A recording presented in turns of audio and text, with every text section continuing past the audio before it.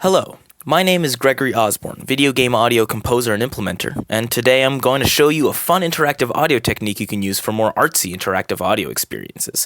Let's say I have a drum set, and when I whack the cymbal, I get a nice loud crash.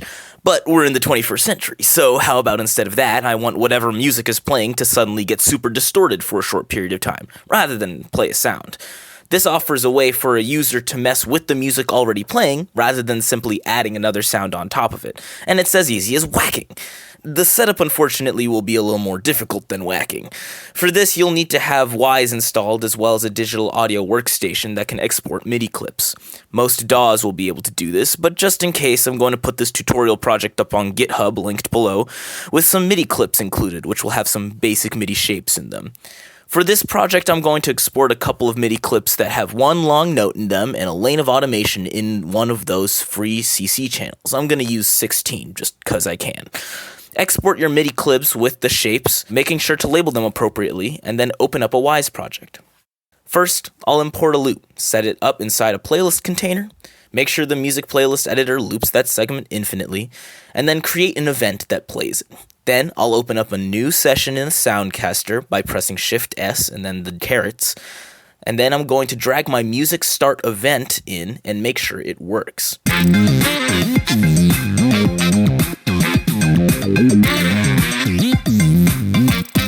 Next, I'll create a music segment and find my MIDI clips. I'll drag the CC number 16 ramp down MIDI clip onto this segment to import it. I'm going to create a separate event that plays this MIDI clip. You'll notice that when we drag this event into the Soundcaster and hit play, nothing happens. That's because this MIDI is being sent nowhere.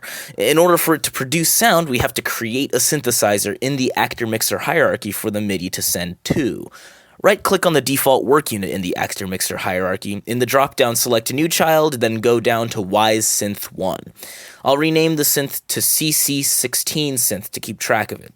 Next, we'll click on the music track with the MIDI in it, and in the music track property editor, we'll find the MIDI tab, and then we'll check the box that says Override Parent. This will allow us to find the synth we want to direct our MIDI to, either by using the three dots and navigating through the actor-mixer hierarchy to find the synth, or just dragging and dropping our synth into the box. Now, let's test to see if we have sound playing using the Soundcaster. Personal experience tells me to turn down my speakers because it can get pretty loud, and hey, it works. But how will this help us automate effects in Wwise?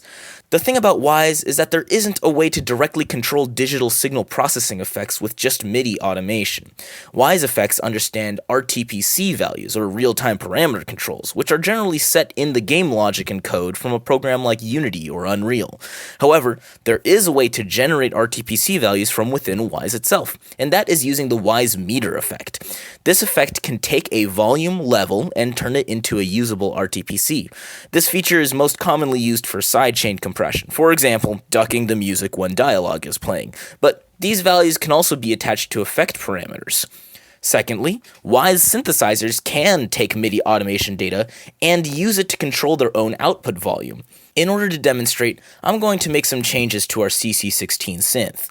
To do this, I'll select the synth in the actor-mixer hierarchy, then I'll open the source editor, either by going through the Views drop-down menu and finding it, or hitting Shift-X on my keyboard with it selected. First, I'm going to shorten its attack and decay as much as I can to make the volume more flat and predictable. I'll go to the RTPC tab, find the window where the output level is being controlled by a modulator envelope, which I will double-click, then reduce the attack and release time to 0. When we play in the Soundcaster, it should be a lot cleaner. It'll cut off a lot faster. I'll go back to the source editor and create a new line by clicking on the two carets, finding output, and selecting output level once more. Next, in the place I'd normally assign an RTPC, instead I will use the carets to navigate to MIDI, then find the folder that contains my CC number, in this case 0 through 31, and choose number 16, which is the MIDI automation lane I'm using for this particular synth. Notice now that when we play the event in the Soundcaster, rather than staying flat, the volume fades down. This means it's reading our ramp down automation. Next, we're going to route the synth to an audio bus that will have a meter on it to turn the volume into an RTPC. We'll create a bus under the master audio bus called RTPC metering, and under that another one called CC16. We want to make sure our synthesizer actually sends to this new bus, so we'll click on it, go to the General Settings tab, and change its output bus to our CC16 bus. On the CC16 bus in the Property Editor, we'll find the Effects tab and add a Wise meter, calling it the CC16 meter. We'll then click the three dots on the left of the effect line to open up the Effect Editor and find the Effect Settings tab. You'll see there's an Output Gain parameter window. We'll click the carets and add a new RTPC called CC16 RTPC. We'll adjust the bounds of the RTPC to -48 and 0 in the Game Syncs tab, then set the default value to -48 to match the output decibel levels of the meter effect. If we run the Soundcaster, we will unfortunately not see the RTPC move live. In order to not hear that obnoxious sine wave, I'll add a gain effect on the RTPC metering bus that mutes all signal coming from these meters using a gain effect. Because if you use the General Settings Volume tab, it mutes all children and the metering cannot take place. Let's create a distortion effect on the master audio bus. Open up its editor and choose a distortion, let's say fuzz for now, and move over to the RTPC tab. If we add an RTPC line for the wet-dry mix and attach it to the CC16 RTPC parameter, we can open up the Soundcaster and hear our DSP measure event trigger distortion that slowly fades out.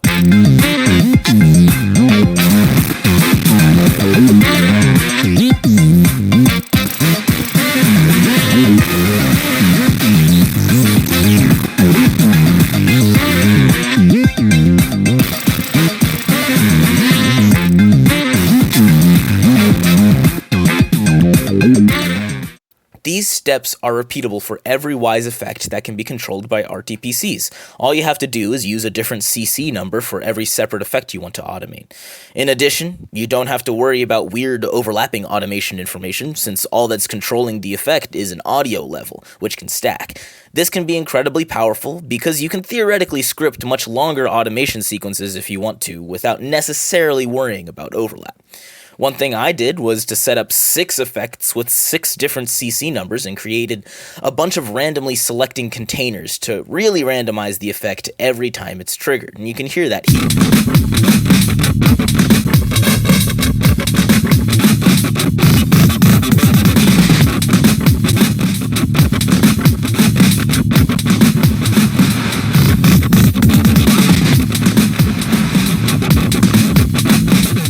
Thank you for watching. I can't wait to see the art that takes advantage of this.